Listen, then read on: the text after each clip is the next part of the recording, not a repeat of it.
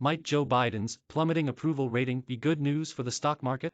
This question is not as off the wall as it might otherwise appear. Not only have researchers discovered a correlation between the stock market and presidential approval ratings, with one major exception: that correlation is inverse. That would mean that what's bad politically for Biden could be good for Wall Street. Contrarians believe that extreme positions are, at a minimum, exaggerated, whether in politics or economics. That's why, a year ago, they were not inclined to believe Biden was the savior that many commentators assumed. By the same token, they now don't think he's the disaster that many believe.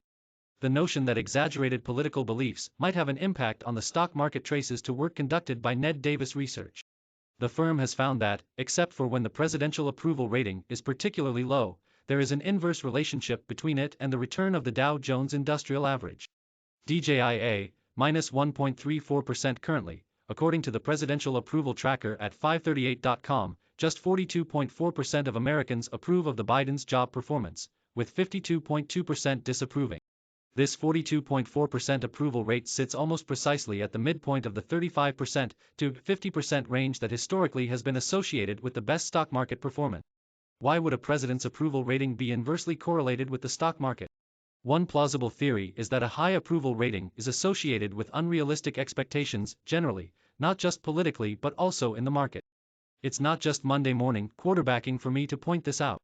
Consider the contrarian interpretation I provided 1 year ago in reaction to the much higher approval rating Biden then enjoyed.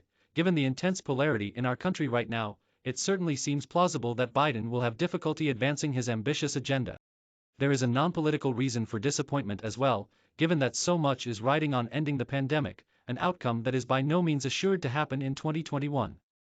Today, in contrast, many have an equally exaggerated, but opposite, view of the political and economic environment. This may very well set up the preconditions for surprises to be on the upside in the coming year. Mark Hulbert is a regular contributor to MarketWatch. His Hulbert Ratings tracks investment newsletters that pay a flat fee to be audited. He can be reached at mark@hulbertratings.com. More. Republicans may win not just House, but also Senate in midterm elections. Here are 2022 Senate races to watch also. Brace for a volatile 2022, but cling to this tech stalwart when the storm comes, says investment advisor.